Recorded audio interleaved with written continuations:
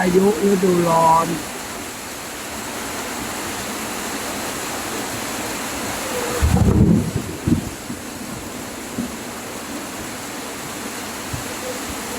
ได้เข้ามาแล้ว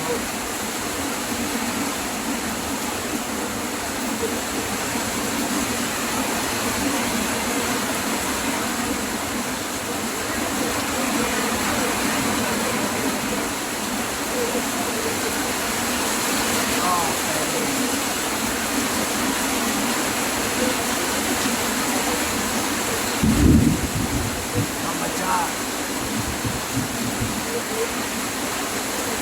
ตอนนี้ปู่นาคตก็ถ่ายทำที่ในอาสม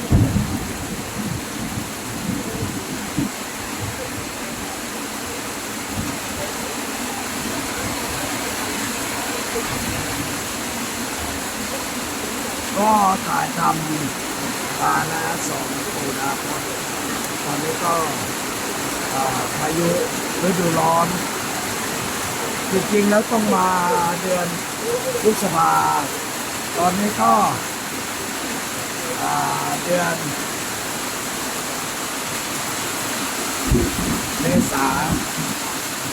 ฝนตกหนักมากเราก็มาถ่ายทำอายุฤดูฝนปู่ก็เลยบอกหมายถึงว่าอายุ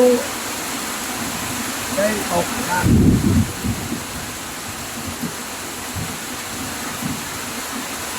ก็เป็น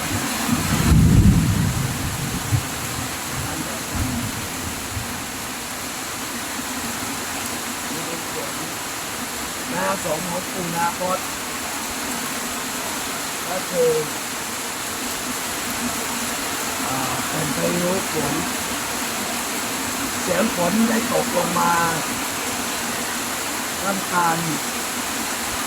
ก็เลยบอกให้รู้กันก็ไปดูฝนก็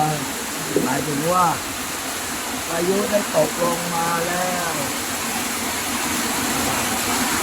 ฝนเริ่มแรงขึ้นเราก็ทำการถ่ายเป็นพายุฝนฟ้าจะมืดมัวฝนตกหนักในตัวก็เป็นในรอบๆอาสมปู่นะครับพายุได้ลงแล้วปู่ก็จะเก็บสบาย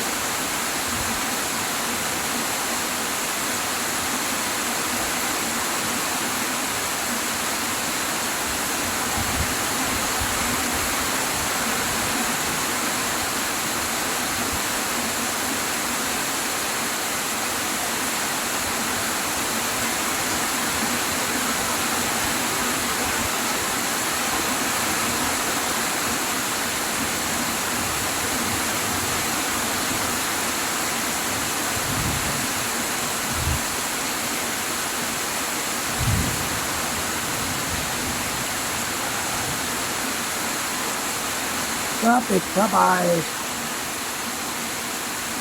กันไว้และเกิด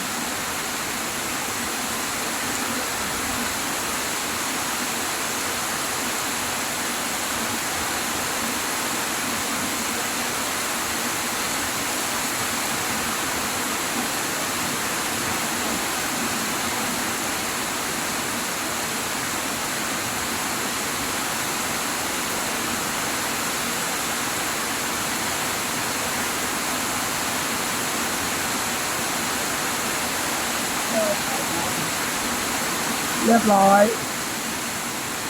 พระใบกัน ไว้ในอาสมจุฬาภรณ์ก็ขอจบไว้แค่นี้ก่อนอายุมันมา